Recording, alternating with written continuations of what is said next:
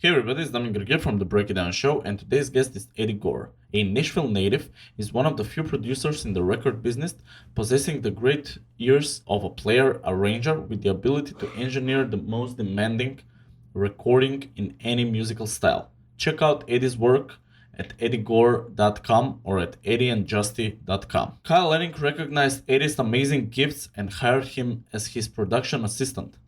Lenning, the quiet master producer who was responsible for England Dan and John Fart Coley's pop hits in the 70s, later teamed with Randy Travis to create many of the country's finest records. Among the recordings, he and Eddie worked on those by the late great lyricist and children's books author Shel Silverstein. If you want to support the Break It Down Show, go to breakitdownshow.com and donate to the PayPal link. You can also subscribe to any podcast platform and buy our merch on Bonfire. Also, don't forget to donate to our veteran friends at Save the Brave, savethebrave.org. We fight together PTSD. All right, enough of me. Here comes Eddie Gore. Lions Rock Productions. This is Jay This Moore. is Greg Proops. This is Jordan Harbinger. This is Dexter from The Offspring. This is Nathan This is East. Sebastian Younger. This is Rick This Marotta. is Stuart Copeland. This is Mick Gillette. This is Andy Summers. Hey, this is Skunk Baxter. This is Gabby Reese. This is Rob Bell. Hey, this is John Leon Guerrero. Hey, and this is Pete A. Turner. This is Eddie Gore, and you're watching the Break It Down Show. And now, the Break It Down Show with John Leon Guerrero and Pete A. Turner. My man Eddie Gore's on the show. It's so great. We're going to be doing a whole run around through Tennessee. John and I are going to head out with our significant others, and we're going to hit Nashville, Music City. We're going to hit Memphis.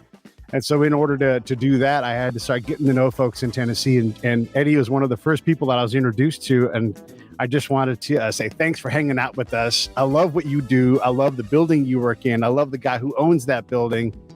You know, when they talk about Music City, man, it's incredible. I also want to say welcome to Wes maybe the Wesenator. If you're from America, Wesenator. But you guys both work in the same kind of field, and I just thought it would be great to have this conversation between all of us on what it is that you do. I mean, you're right there. You're in the heart of Music City. Tell us what that even means to you. You want me to start with me right here, obviously. Yeah. I've been very, very lucky that, my daddy, once he got out of the Air Force, was hired by IBM up here in Nashville. And us being Catholic, he joined the Knights of Columbus, little Catholic league up there that had a ball club, softball club, because my daddy was actually playing pro ball. And he was the kid or the guy back in the day that could hit the ball into the river. So everybody back in the day that had a softball team and being Nashville, Tennessee, had RCA, CBS, ABC Dot, all had the promotion guys, one of my dad on their team. So they would pack the back of our Fiat with all these cut out albums. So I grew up listening to all these albums. And we happened to have a piano in my little living room. And I just started playing piano and learning what the heck Nashville music was all about, And I guess I played piano. I wound up going to college, studied orchestration arranging, because I guess, like my dad said back in the day, and you're going to do what with that? And I was like, I got it, Dad. You just keep going forward. And that's where I cut my teeth on who Nashville was by the records I got to listen to, then by just doing all sorts of arrangements and chart, meeting the kind of musicians that made up Nashville, knowing why they were here in the first place, to support publishing companies and their demos, and then move on to supporting acts and their records. And then I got introduced to a guy named Kyle Lenning, who brought me into a studio, and I was just kind of his sidekick, where I learned how to basically manage studio sessions, hire the musicians, write the charts. And then again, Steve Cropper hired me back again to build a studio for him. And I've been with him ever since. And that's what I did. And I basically had to teach myself, Wes, how to do all the techie stuff, because I'm a musician, right? And I read books for days. And you guys, I'm still jealous of you. I'm like, what are you doing over there, man? And so I've stole a lot, in my mind of like how to mic things and work, but just comes out to what's sounding good, Definitely. But I'm very lucky to have someone like yourself to be able to explain, like, why is this working so well? Well, Wes will come in and tell me this is why this is working so well. But that's my little Nashville story, is that I'm in the music business because my dad was a ringer on the softball team. That's kind of where it all started. Isn't that something? That's insane. I mean, but we're as envious of you guys though, because you just sit down and write a chart, and they're like, what? and you Nashville guys, you're a different breed anyway. I mean, that I work a lot with one of Steve's friends, Elliot Randall, and he explained to me the Nashville chart one day, and I was like, huh? How does that work? Because I know all the dots, but it's like, oh, it just says 1, 3, 5. It's like, that's mind-boggling. Back when I started college, I wound up even in high school. I used to go watch because Nashville is just full of the greatest musicians ever, right? And songwriters. And you could show up at a little club. They would let me in when I was 17 because they knew I was a music fan, at these bars. And there was a band called Contraband that later on I found out they're just studio guys that get together and would write popular charts. They would play popular songs and do charts with them. We're talking 5 horn pieces, we're talking a rhythm section, and an incredible singer. I used to go watch these guys, every week on a Friday night after the football games. And I remember asking Chris McDonald, because the trombone player, I was just mesmerized. Like, how do you have time to rehearse? When do you get how do you get these guys together to rehearse and the gig? He said, Eddie, I don't rehearse. He says, I write charts. I can, therefore, without having to pay the guys for rehearsal, I can get the best guys in the world because they're basically getting paid double for just showing up.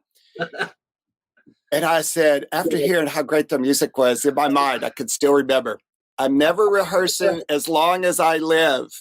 And in order to do that, I started learning to write longhand. Well, I did write longhand, but really for combo sessions. And I would write like lead sheets that were like painted like the real book or fake book. And therefore, I was able to start directing musicians live. I had a best friend at the time named Quentin Ware. He and I would write the horn charts in B flat, where I would write sections A, B, and C. I wouldn't write verse, chorus, bridge. So you could call these cats in that could read and just count it off and just hit it. I'd give them tempo and you would go. And I'd always have a girl singer or something that would learn the song before she came. And bam, we're hitting it. And being in Nashville, these guys were getting to play. They're like, wait, call Eddie Gore, man. He's playing with the best cats. If you're just moving to town, you're like, we got to know who Eddie Gore. Hey, you got some of those gigs? You want to hire me as a drummer? You want to hire me as a horn player? And I really started directing the best musicians in the world that I couldn't hold a candle to. Full credit. There's no way. But I knew how to kind of get them together and direct them. Holy cow, those are some of the best memories in the world. And those are some early stages of me. Like, you're playing live in front of hundreds of people right away, never rehearsing. So that kind of led me to what I do today is producing. You get cats in here and you're just starting to really having to move towards, a common theme or something. You direct these guys. So that was a big blessing working with those guys. And like I said, after, Steve had hired me, built a studio, and he knew I knew how to program and stuff. They had a tape machine. So that's where my engineering chops started, Wes. As I started thinking a tape machine to my little cute drum sounds, right? And then hired the guitar player and a singer on top. And then, like I said, Kyle, I don't even know why he hired me, but he moved me to the big time where I got to sit in those studios with the best of the best. And that's where the number chart came in. Right. Because since I was writing charts already, it was the simplest thing. Because if you're in a key of C and you've written everything in the key of C and the girl comes in and she needs to take it up a whole step, you have to rewrite everything. But if it's in the Nashville number system, a one's the tonic, the subdominant, dominant, they're all the same. You're I mean, it's a flying. genius system. It's brilliant. So we're able to have the chart, we're able to have the session, the arrangement, and then we're able to move up, back down keys, so the producer can really get in there and know exactly where that's fitting that vocalist or something, or the key. As easy it is to move tempos, you can move keys. It's brilliant. It is. It's a lot of fun. So I mean, I'm looking around. That's all. I mainly write numbers. Then you get like the Steve Croppers. He'll like, Eddie, I'm like, I got you, Crop. I'll write the letters for you.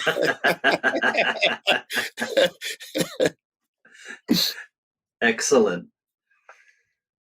So when you get all these high-end musicians, they come in, there's certain things that you're doing that other people are not, because they're not getting those guys, apart from no practice and not wasting their time and paying them. Like, what makes it look, I mean, it's got to be fun, right? I mean, no one wants to have someone who's obstinate to work with. You might have to, but if you're choosing to work somewhere, what makes it different? How do you get someone who's, I mean, are they even hard to get anymore, or do you just pick up and you call? Well, I mean, you have to have a relationship, and like reading your bio and stuff, it's relationship building, right?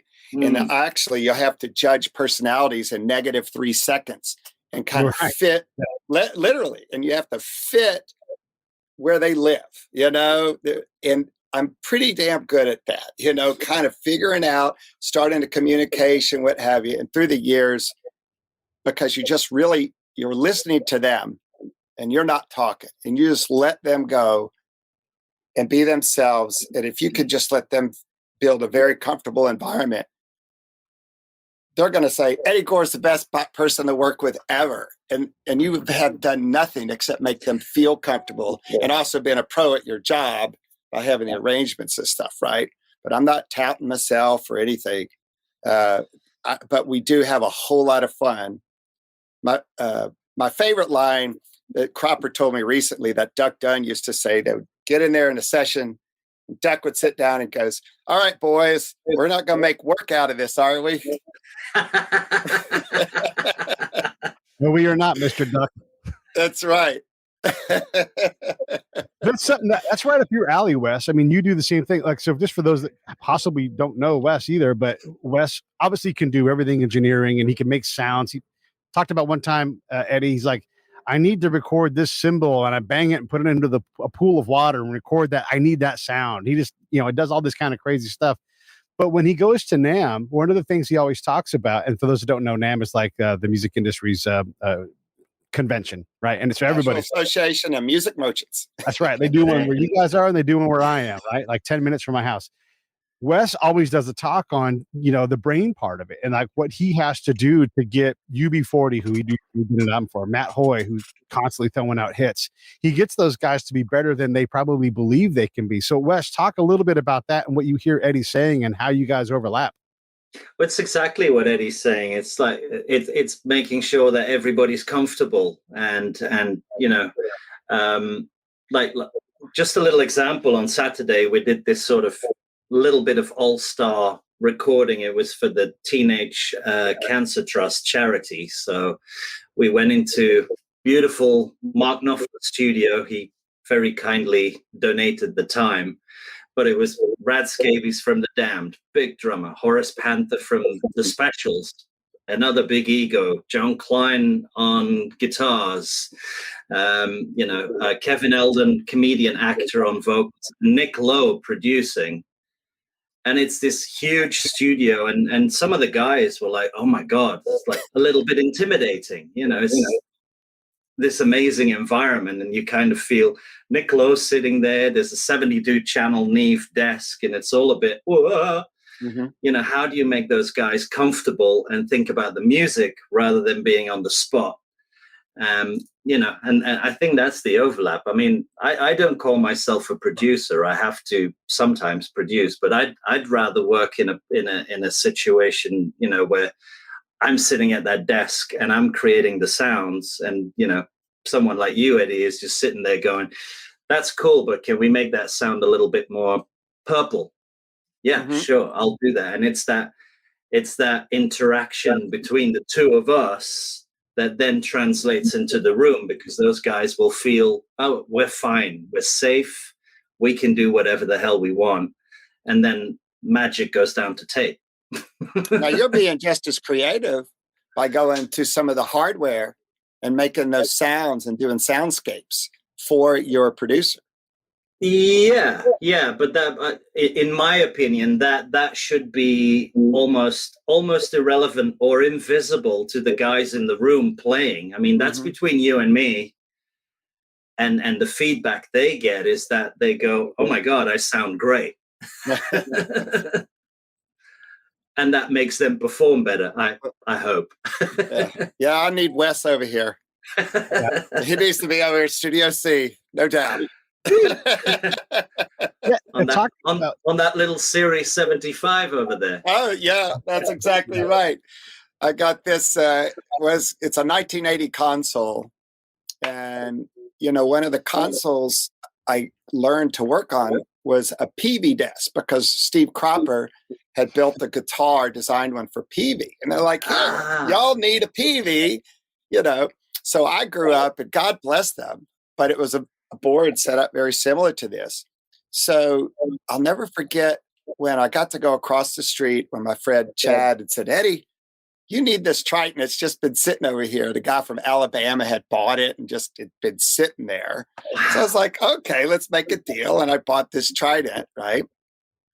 And I'll never forget my techie guy, like Wes, helping me wire it all. And this just goes to learning stuff, right? He turned the major fader on because he wound up having a 2 mix that we could blow through it. And I sat back like, he looked at me and goes, "Yes, that's your console." I was like, it's how many years, 10, 12 years? I'm thinking, oh my God, I didn't know any better at all, right? So, but I learned to make what I had, which was very nice, but work to the next level, right? Sure, yeah. And so doing that here, then it also translates to taking the best of the best guys, right? And making them and still inspiring them, I don't know, to be creative, to maybe beat some of the things that they would have not normally beat and just look back and just be super excited. So, because I was beating me up all the time, like, why can't I sound like Richard Dodd production? What the hell, right? That's wrong, So that's the only thing. I didn't really have any mentors engineer-wise to help right. At all. So I just had to kind of do it on my own. And it's funny, I listened to most of the guys I listened to are all from England, because there was just something y'all were doing over there that just had a little grease on it, and it was so musical to me. And that's every record I would listen to try to learn drum sounds or engineers have vocal sounds and stuff. Still working on it. I ain't got it down, but that's what inspires. You never stop learning. I mean, it's funny because every time I speak to American engineers, producers, it's exactly like you said. It's like we were listening to what the guys were doing over there, and here it's the other way around. It's like we're listening to what the guys are doing over there. There's something y'all got. I wish I could just dial it in all the time. And it's a lot of work, man. Wes, I'm telling you. I love what y'all are doing over there. I think it's a bit of aggression. The sound, the English sound, I would describe as a bit more cranky, as where the American sound is a lot more polished. Well, that's a good description because I love tension. Absolutely. I love tension. And so that could be a big thing there. I mean, I don't think I've ever ended a song on a 1 chord. I know. I thought you were going to say that the Americans were more loose, but you're saying polished. And I know you've also been. I don't want to say the word critical, but you kind of hold the horn sections in over where you're at in England to a higher standard. Maybe like you think you like American horns, or you say that you like American horns better. Is this part of this exchange where I've talked to American producers and they're like, no, the horns in Great Britain are great. They love them. Is that sort of the same thing? Well, I mean, I kind of not see myself as a British engineer, although I did learn my craft here. You know, I'm originally from Belgium, but I think that's why I like to sit in between the two territories, you know, because you've got that sort of raw, raucous, fuck you kind of English sound. And then you've got the sort of more lush, full, maybe a bit more compressed American sound. And I like to find the balance between the two of them. But the horn thing, I'm going to be slightly unkind at the moment, but I mean, there's a million jokes about musicians. We all know them, but the thing about horn players over here is they play two notes and they go to the pub. Right. Right. So it's like pint, pint. My thing about American horns is that they're like a freight train and a gunshot. You know, when they come in, they all come in at the same time. It's like, bow, and it hits you in the face. As where for me, you know, and I'm being unkind and generalizing, but in general, English horns are maybe a little more polite and not as tight. So you get more of a slur into a note as opposed to that bam in your face American horn section. That's always been my thing. That's so interesting. I'm just thinking of a bunch of the ska bands out of there that do that, right? Yeah. Yeah. I mean, maybe the ska thing is slightly different. I mean, I'm more talking about, you know, bigger horn sections or maybe even big band style stuff. You know, you got that. For me, horns are like, they need to come on and off like a car horn, you know, bow, and not, you know, trumpet and sax are kind of going a fraction early. The trombones, because of the physicality of the instrument, arrive a little bit later. And to my ears, it's always been, you know, American horns are always a bit more in your face. Well, they get to work at the craft a lot. We're lucky enough to have some symphonies and a lot of combo stuff happening around. Yeah. And these guys are playing all the time, and exactly. I think a lot of it has to do with that. You know, No, for sure. Is there like a progenitor, like someone who kind of led that charge? I mean, we had maybe probably the most well-known horn player within the music industry. We had Mick Gillette on right before he passed.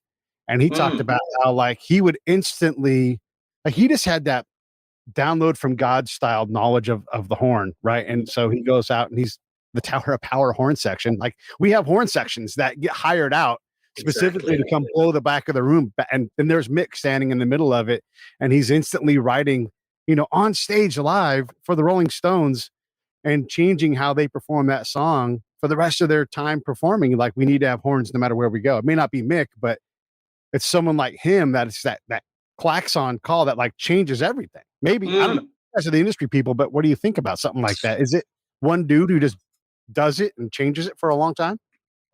Well, there's usually a section leader, right? That the guys kind of work around, and he's usually the ones that writes the charts in the first place. Okay, but that person is normally incredibly musical, knows every one of the instruments, basically their range and where they live. But at the same time, he's really listening either to the artist, he knows the song extremely well, the lyrics, and it's about, that's real musicianship, to fill these little gaps and stuff and know where that is, and then how to quickly put it on paper. Those guys that do that stuff live, you know, Wes, holy cow, you know, I get it though. You're kind of rewriting something for when it comes around again, because you usually have a repeat section. Okay, while they're doing something over here, he's scribbling in a little pickup here or something, you know, and all the cats can actually sometimes just sing in single note, but they know their harmony spots to it, you know. That's why it can be written that quickly. So as a group, it's like, I mean, they're one, right? Yeah. So he doesn't have to write all the parts. He can like, this is where we're hitting, and they all can grab that. Oh, I watch that with amazement. You know, I love watching that stuff. Definitely. Yeah. No, I think you're right. I think it's down to the section leader for sure. You know. back in the day, that's why board tapes were so beautiful, because every show was different, Yeah. And if you had a board tape, like, what the hell are they doing? Oh, this is incredible. Did you get that one over there at the park that they played? And, oh, I've got it. I'll send it. So some lost art, but it's kind of coming back for sure. I think so. Yeah. There is a need for that too, because you go see a couple of shows, and I love UB40, right? But if you want some originality in their set, you're just not going to get it. They're going to play the same song, and I love UB40, but we don't get that like, oh, that secret show in Santa Ana, or whatever it is. It's I don't know. I mean, I guess it's the necessity of going out and making a professional show every night, and you can't take a whole lot of risks. But we do miss those things where, like, that bootleg of that one performance. Like I saw Bo Diddley in my hometown. They tried to make the theater in our hometown work, and he played, and he had oral surgery that day, but he's a pro. So he went out and stood on stage with a bunch of wadding in his mouth, maybe said the word, "Hey, Bo Diddley," 3 times. And the rest of the show, he just fucking played his heart out. And I absolutely love that story. Yeah. And it was kind of a known show. It's not like super secret, but he went out and he made something that was truly unique. And we all knew it when we heard it. We're like, this is interesting. This is a different thing. Mm. Well, I think a lot of it is down to stuff being click tracked. A lot of shows go on the road with a lot of Pro Tools stuff running in the background, or a lot of video stuff running in the background. So it's all clicked, and they can't afford to go off. It's not like the Grateful Dead going on stage and playing a 6-hour show off their heads on whatever. And, that guitar solo, forget it. You'll never hear that thing ever again. Yeah. But then again, maybe, a lot of young bands are sort of trying to get back to that old school, feel it and go for it, and that's exciting. It is exciting. It kind of comes from, like, all of a sudden there's a niche now, because that's not existing so much, and the kids are like, I want to do this. Exactly. No, we don't need none of that stinking click track. Let's be different all the time. I'm just like, I'm all for it. Just go crazy, kids. Definitely. I may learn something. I saw a show with the Counting Crows and the Wallflowers and the Sneaker Pimps were all on tour together.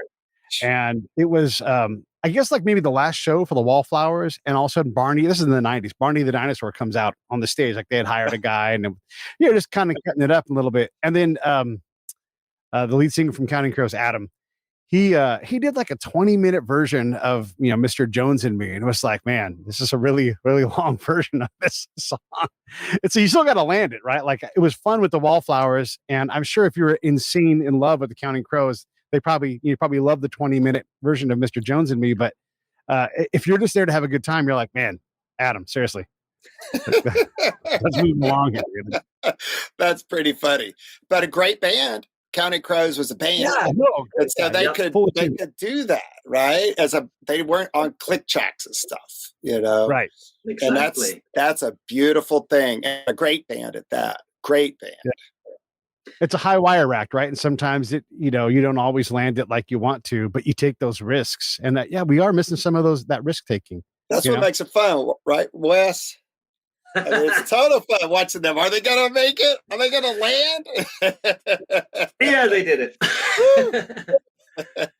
So, Wes, when you're behind the glass and you're pushing those guys to jump, you're like, go for it, do it, push harder. They call Wes a gunslinger sometimes, right? But so that's something that you're encouraging them, or for making it safe. Maybe, is that right? And then Eddie, respond to whatever Wes says in terms of getting bands to take that jump, to really take that risk.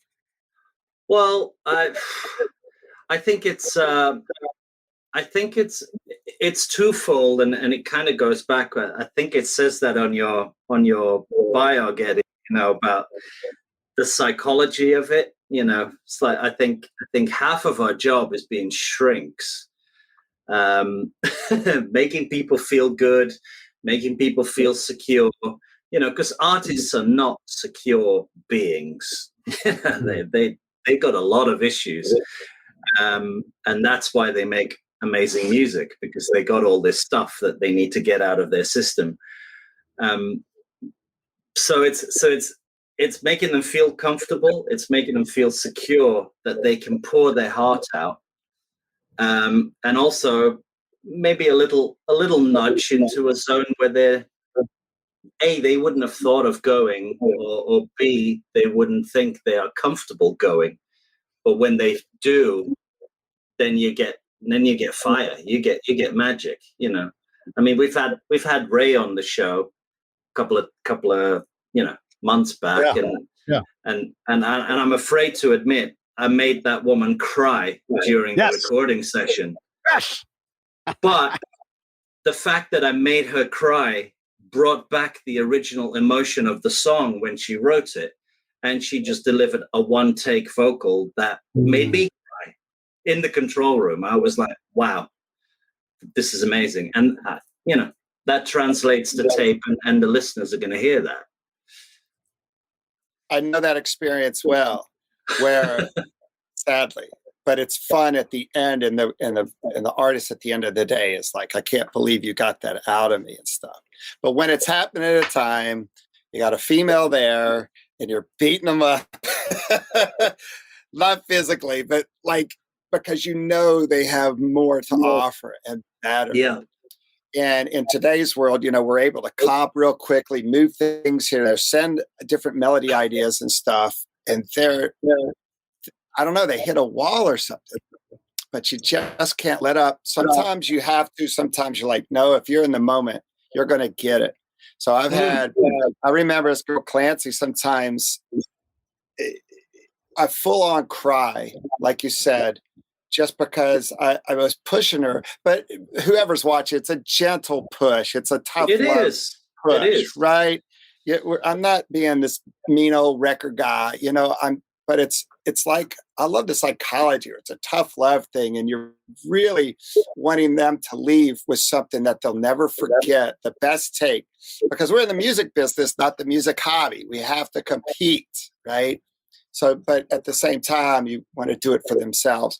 But I remember Clancy, this full on cry, and she did just what you said, Wes, because she gathered herself and she got back to just, what is it all about? It's the lyrics. Sing me a freaking song, okay?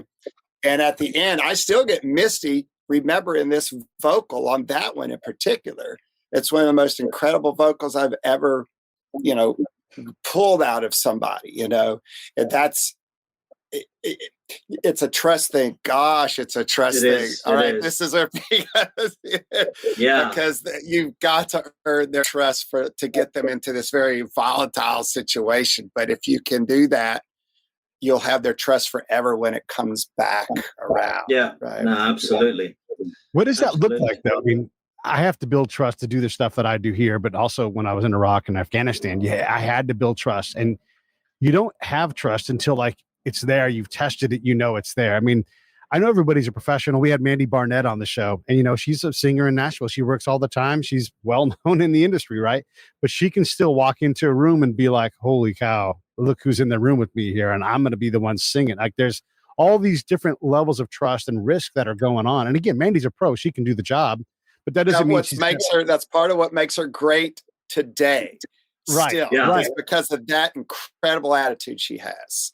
Right. But if she walks in the room, she still might need a confidence lift, or you still might need to check in with her to go, yes, that's whoever it is over there, Eric Clapton, because who's not going to be like, holy shit, that's Eric Clapton. I mean, that's just, it can be like that. And you can be the consummate pro and have that, but you still, as a producer, you've got to check and see where they're at.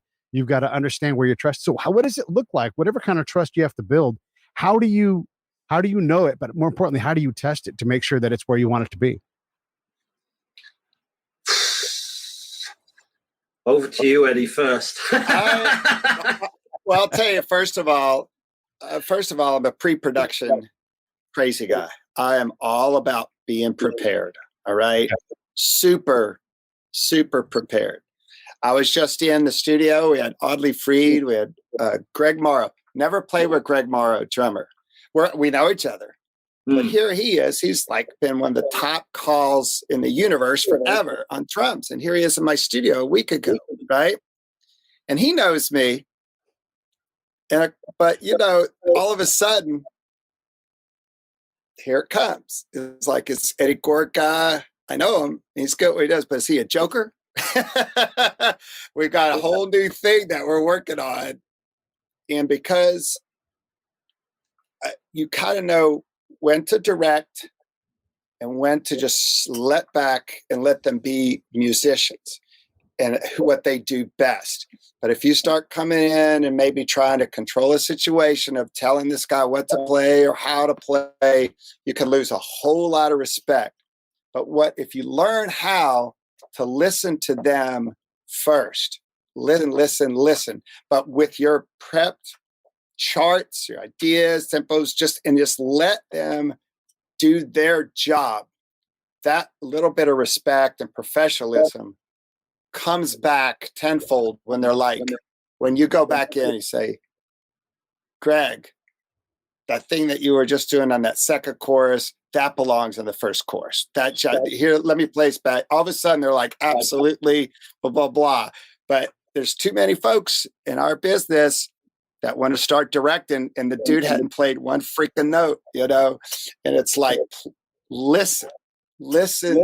You've hired them for a reason. Trust that they're going to kick. That's part of producing. It's just shutting up. You've already done and it's the a job. two-way street. It's a two-way street. How so? I really enjoyed that. It's like Eddie says, you need to know when to shut up. You need to know when to say something, but you also need to know how to say it. Just going back to Saturday, because it was such a typical old school session. Nick Lowe walks in. He composed the song that we were recording. What's so funny about Peace, Love, and Understanding? And he walks in. He's got his little shirt on. He's got his mask on, and he's like, "I'm just here to watch. Don't worry about me." And all the guys go into the room. They kick it off. They rock it out. They come back into the control room to have a listen. And he just sits there. He doesn't say anything. And the drummer goes, "Ooh, I think I was a bit busy there." Everybody's kind of, yeah, I think it's okay. They go back in. And Nick goes into the live room and just goes, "Okay, guys, so how about you do that there? You do that there. What you did there was amazing. You keep doing what you're doing. That was stunning. You're not treading on anybody's feet." And, you could see the guys kind of going, "That's what, really? Go to the 5 on that thing?" But within a second, you see their brain switch to, hang on a minute. He wrote this song. He knows exactly what he's asking for. I'm going to do it.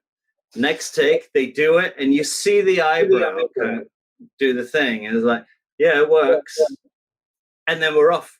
We're rolling, That's why it's a two-way street. You let people find what they're doing, and then they go, "Well, that was overplayed. Oh, sorry for being a dick. I was just gung-ho."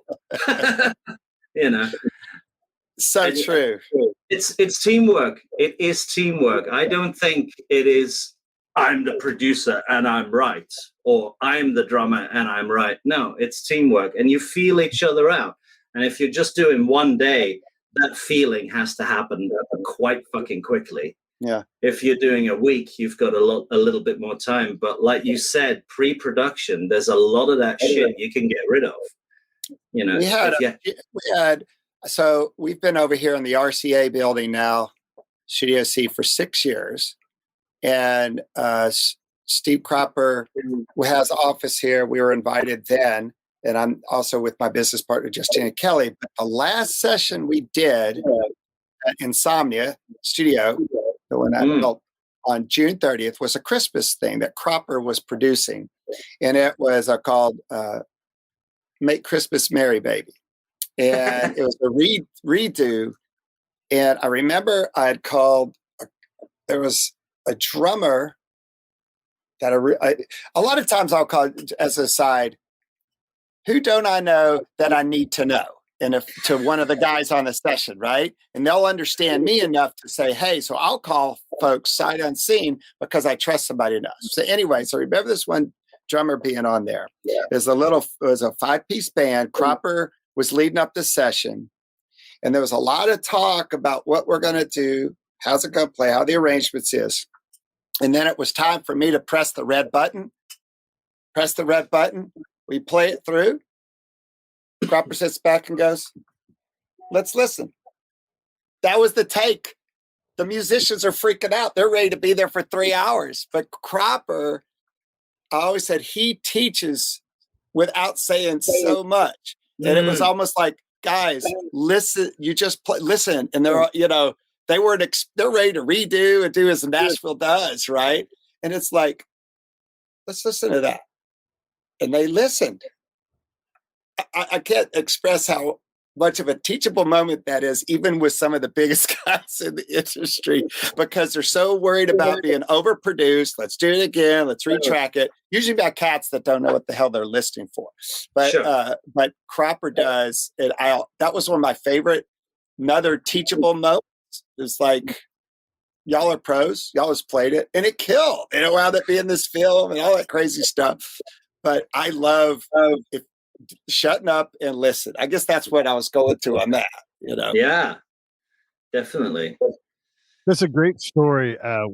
During the recording sessions for U2 when they did Moment of Surrender, and it was all really just kind of an accident. The producer had set up a drum track and kind of screwed it up, and while he was working on it, he was playing in the studio, and then Larry Mullen sits down and starts playing with this offbeat bang, At Brian Eno, by the way, he's doing all this, and then within minutes, a song is complete. One take, first take, right? It's basically everything's all the same. And then U2's like, okay, let's start fucking with it now. And he's like, you idiots wouldn't know a miracle if it hit you in the face.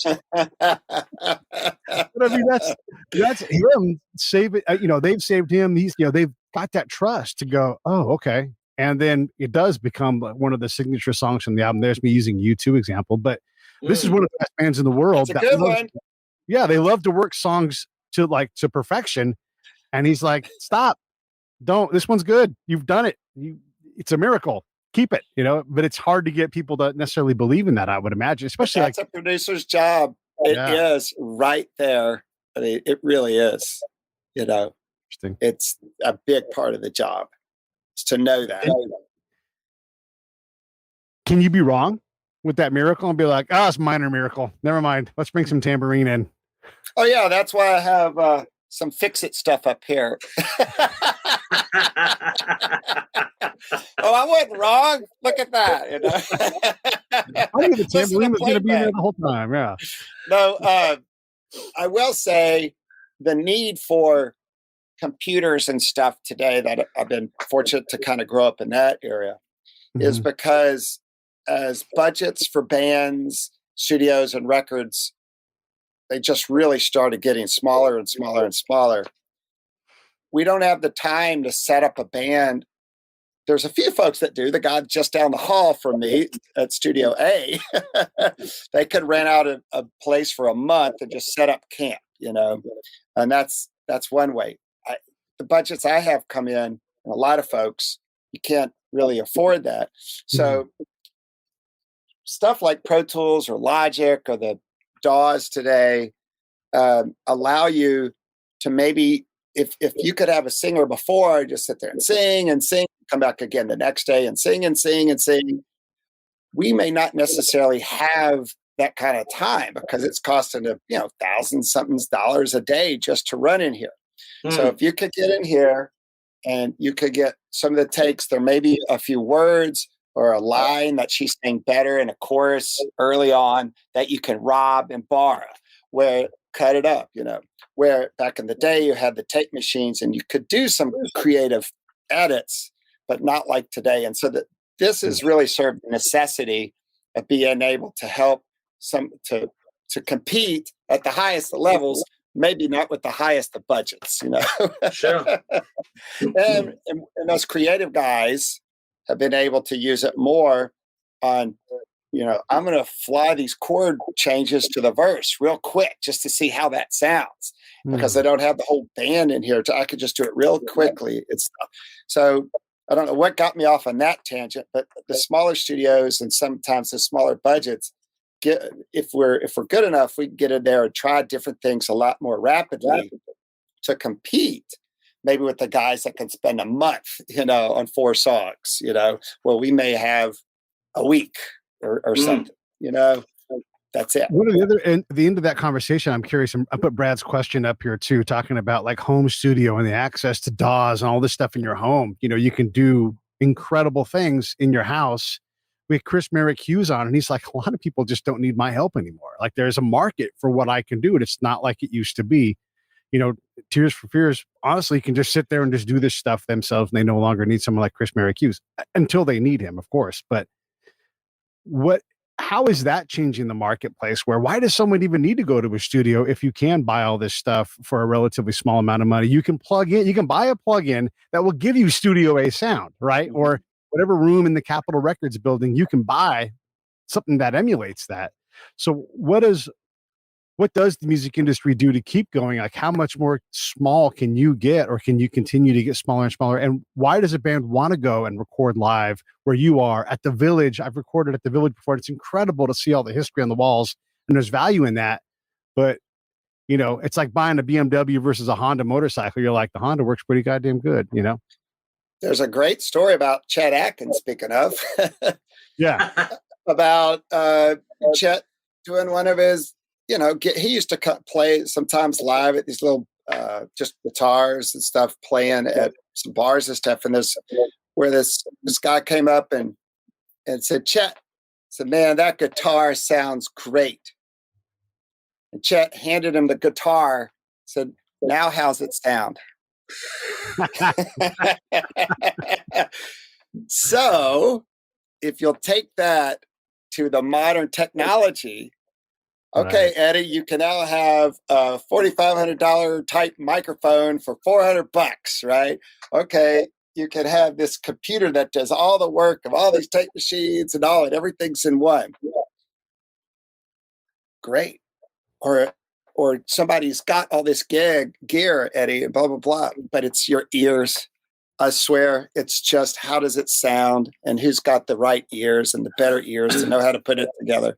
My kid, Edward, he got a record deal because I'd give him at Fordham University. He had I bought him a computer, a laptop. He had Logic on it, and he was producing everything on there. And some blog picked it up and said, "This is the most amazing record." Boom! So I'm telling you, it's just about your ears. He's a wonderful musician, but there is a place. However, I would love to have access to some of that. I'm lucky I have a lot of nice kind of gear here, but in Nashville, we're able to. Wes, I don't know if y'all got there too. We've got like Blackbird Studios and stuff that have all this gear. Yeah, we could just call Rolf and the guys over there, and we can rent some of those incredible microphones and stuff that do give us another level of. It's dynamic is what that adds at the end of the day. You're really getting a larger dynamic level, top to bottom, depth and stuff that can really help you out. Or that would be just me hiring Wes and say, you engineer this. This is what we're doing. Here's the musicians. Well, it's that Gestalt thing, isn't it? The sum of the parts is a lot more than just the parts. I remember a session where the artist insisted on a particular microphone. It was a Telefunken Elam 251. It's whatever, $7-8 And I have it's not a copy, it's not a clone, but it's a lovely Canadian company, Advanced Audio Mics, who make mics inspired by the greats. And it's $1,000. And I went, I'll bring that in as well. So we hired this $7,000 mic, and I put my cheaper mic up because the artist had it in his mind. I have to have that mic. And I have to have that preamp because such and such use that and they sound amazing. So first of all, that mic might suck on your voice, dude. We don't know. We'll have to check. So I put both mics up, same preamp, almost the same mic, very different budget, same singer. And I tracked them. I didn't tell the producer which channel was which. I didn't tell the singer which channel was which. And I told my assistant to fuck me up and repatch them, so I didn't know which one was which. We all sat down, we A-B'd. Ooh, that sounds great. That sounds awesome. All right, let's switch to the next one. Well, that sounds great too. Well, went back and forth. And in the end, all three of us went for the cheaper mic. Yeah. Because it worked with his voice better. You know, another singer, the expensive one would have been a lot better. You know, but it's that thing, you know, you go, I know what that sounds like on that kind of voice. It's experience. It's also the gear, you know. One Pultec is not going to sound like the next Pultec because that's the nature of the beast. They all sound different. You know, your Trident sounds amazing. Another Trident, which is 3 serial numbers away, might suck balls. Right. You have no idea, but that's where the experience comes in. And yes, you can buy a cheap mic, you can buy a cheap interface, some cheap monitors, and then you're sitting at home with your mouse and you're recording yourself, and there's nobody to tell you that you can do better. And there's also no interaction between you and the rest of the band. I still think, and that's very old school probably, but I still think there's something that happens when you've got musicians in the same room of vibing of each other that you cannot capture at home. No, absolutely right. Absolutely right. That's the real organic band stuff. I think the kids, call the kids, they could be 30 years old, but a kid, if they're just still wanting to move forward, what have you. But that's a niche today. Everything's so, you know, as a general rule, and there's some amazing programmers and what, but it's all electronic. No one's in the same room. It's all done in the COVID way now, you know, just one musician at a time. But to get in here and to actually work as a band, it's just like there's something special that just happens, you know, and it is. Yeah. It's just how they've worked together, the stuff in the room, what they're hearing, and being able to play off them in real time. That's where the bass player's going. The guitar player may move up his neck just a little differently in real time. You know, I agree with you 1,000,000,000% on that. I do. It's fun though. I tell you, I love to do foundational tracks, just like you said. And then of course we have the ability today to kind of embellish and stack and put, but the foundational track is so important. If you got cats in there playing together, there's nothing going to beat it, you know, at all. Absolutely. How much, I want to change topics a little bit because I want to talk about where specifically you work. It's a historic building. All kinds of people have played there. Are those people in the room still? Like, is Jerry Reed in the room? Like, do you get to? Oh, I see it. Well, when I was talking about one of the first, you know, when my daddy was the ringer there, and I got all those albums and stuff. My very all-time favorite record that we grew up on was Chet Atkins and Jerry Reed called "Me and Jerry," right? And there was a song on there like "Tennessee Stud" on it that they had redone and everything. That was done in my studio. Tell me how that even happens. Okay. Right. What, you know, how did I even get invited here with Justina and me? It's stupid. But Shooter Jennings is a friend because I know him because he was at my wife's label. And Shooter came over here a few years ago. He was producing Brandy Carlisle next door with Dave. He came in because, you know, hey, Eddie, I was just a little kid when my daddy was over here recording Honky Tonk Heroes, blah, blah, blah. I'm like, wait, Whaley was in my studio recording that record? This place is nuts with history. It was, it's called RCA Studio C. It's just down the hall from the big room, Studio A. The building we're in is called the Studio A building because of that big room. So when RCA Studio B, RCA was the main tenant over there. The Bradleys had built that.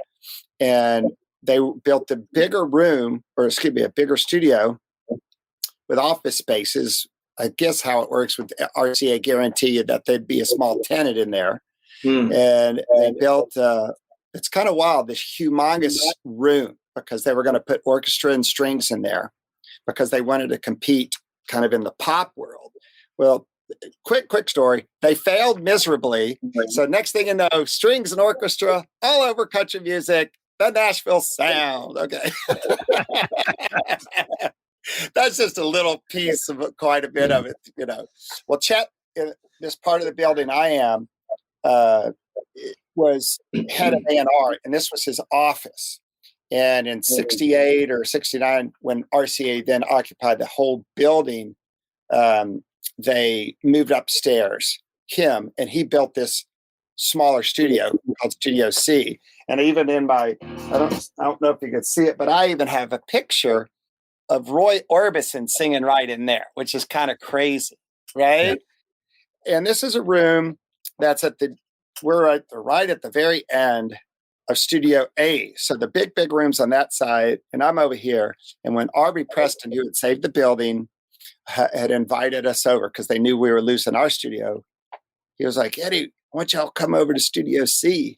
And I was like, Studio C? What's that? You know, because I'd fortunate enough gotten to work in the Studio A while. And when I found this room, because it's been private forever, and even it was used as storage in the early 70s, you know, the big studios were the big deal then. And so we've just been keeping it alive. He's speaking about having fun. I like it that Aubrey likes to bring some of his folks over here because we're always got red wine and chocolate going on. It just, you know, not going to make work out of this type. But I sense a lot of that because of some of the folks that I've known that worked in this building years ago. Always kind of smile and go, I always wondered what was going on in that little studio down there. There's a lot of crazy history here that I'm very, very fortunate to be a part of. And so we're just trying to, you know, just make another generation of it, you know, just keep it going. Is there someone out there who sort of fills that role that Jerry Reed played in a lot of things? Like, you know, he had no problem putting a funny song on an album, you know? You got the gold mine, I got the shaft, stuff like that, or you're using a bass drum that boom, tell a joke. Is there someone doing that kind of thing where they're, you know, they say, like, there's a clip of him playing a song and he tells his band to quit out louding him. You know, he just said funny shit, you know, like obviously he could pick like crazy and was an incredible musician, but there was a lightheartedness to what he did. Does that still exist, or is it too businessy right now, you think? I mean, Brad Paisley is the best at that. He's got a song Check for Tex, you know, and he's just an insane musician, a songwriter. And I think it's nice to know guys that don't take themselves too seriously. Always helps. It really is nice. But at the same time, Keith Urban to me is one of the best. And he's a knucklehead. You know, now whether that sometimes makes it on record like Bradwell, but some of that stuff you got to be real careful because you don't want to typecast yourself today as a clown.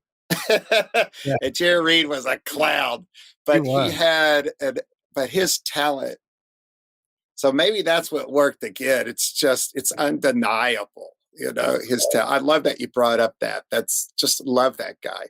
But yeah, that's the first guy I think that could come to mind. You know, Toby Keith's an amazing songwriter, singer, and he would make fun of himself a lot in some of his videos and songs. I mean, he was incredible.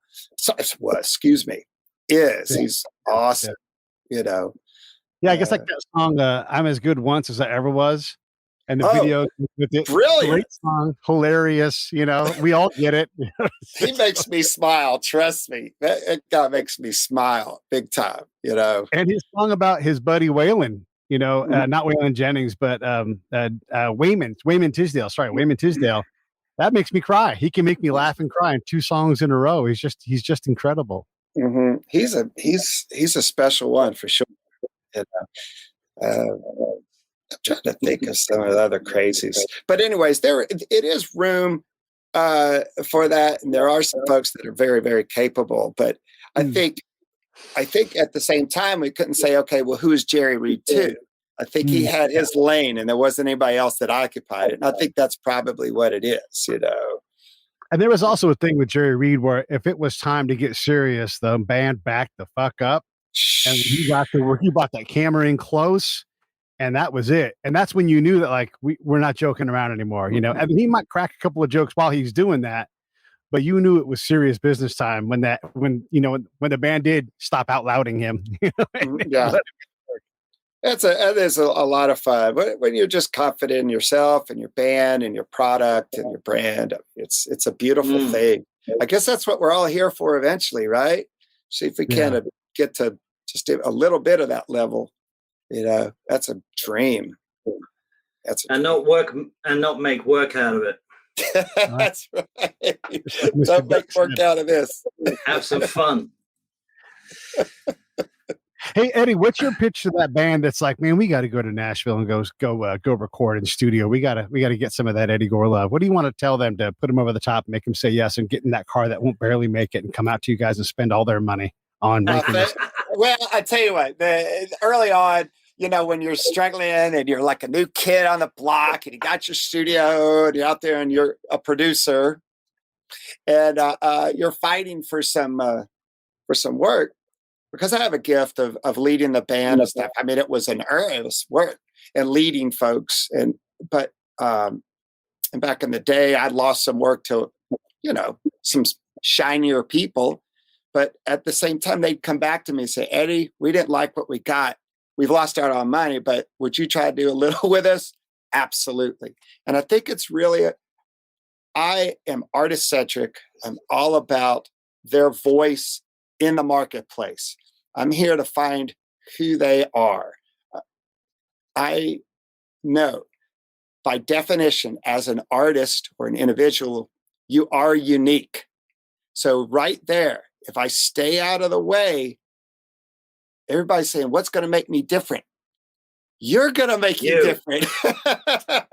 Being you. If I stay out of the way, I've done my job. Now that's the little secret West knows. It's like there's stuff behind the scenes, but we're really staying out of the way. And that comes to listening, getting on the mic, letting them try stuff. Don't say, well, you need to do this, you need to do that. As soon as you've done that, you know, that's the way I would pitch myself is we're here to find your voice in the marketplace. Period. And for you and stuff that, and my favorite thing is because with young artists, you know, you're not going to make it by tomorrow as far as being a regional or national act. So in 6 years, 3 years, wouldn't you like to play a song that somebody said, did you just do this? Yeah. It's not time cast, right? It's like brand spanking new. And we have to give artists something longevity. And I've always said, if you give the artist their voice, it'll stand the test of any time, right? So that's my pitch to those kids. And a kid could be a 55-year-old man that's just wanting to get in there, you know? Yeah. And I'm all about that. I just like passion. Yeah, let's figure this shit out, you know? I love it. Labels, are you listening? Yeah. That's what it's all about to me. There's, you know, trust me, the labels, they all do great. They for the thing that they got. I mean, I love and stuff. It's just, I've got a little niche worked out. And, you know, eventually what I try to do is give our young artists or who come in as developing great product that can, as I said, stand the test of time, that maybe they can move to Mr. Biggs, you know, and he wants to talk to. That's why I would say, can you go into Mr. Biggs' office right now and Mr. Biggs say, I don't get it, I don't like it, but you need to do A, B, C. Are you going to say, Mr. Big, I'll do whatever, okay? Or will you say, thanks, Mr. Big, but I'll go on to my next meeting? And usually what happens is Mr. Big is checking you out. Just hold on. Can I make a phone call? And he'll work and call somebody because he knows that you're confident in your brand and he gets it. That's where I'm trying to get is the kids or the artists, or I keep calling them kids. Forgive me, ladies and gems. but get you to where you could be so confident in who you are and your brand that you're walking anywhere. It's just like, that's what I try to do. Yeah. That's that dial though. That's that producer's dial where you're like, hey, 2 notches back. Right now you're at cocky. Let's get you to confident, right? But there's a real thing there. Or you're not confident enough. Let's get you up a little higher and add some of that, because there is a line there, and you can be over it. I like that. I like that you said that. Yeah, there really is. And if you're too cocky, you're not listening anyways. Right. If your ego's in the way, get your damn ego out of the way so you can hear how good you are, or how much you need. Or how much you need. Yeah. I don't want to take any more of your time. We're definitely going to have you on again 100 times. You're part of the show now, but I wanted to give Wes a chance. Oh yeah, no, this is great. I love this. And imagine if John was here, we would be talking about 100 different things. I can't wait for you guys to meet. And I'm really excited to meet you in face-to-face in September. Wes, what do you have? Last questions, last thoughts in closing? No questions, no thoughts. I just want to be able to fly and come and see you and hang out, man. I would absolutely love that. My business partner, who you'll get to meet eventually, Justina Kelly. I mean, she's lived over in France. She's an incredible artist and writer. And like I told her, I said, we're very lucky to have a place, but we're mobile. Our talents are mobile, and we can. Yeah. And so we've done a lot of work for like Universal France and what have you. She has there. Unlucky me, I've had to be here to do it. But I really have a goal to get over there to like do a lot of work. That's what she does too. That's funny.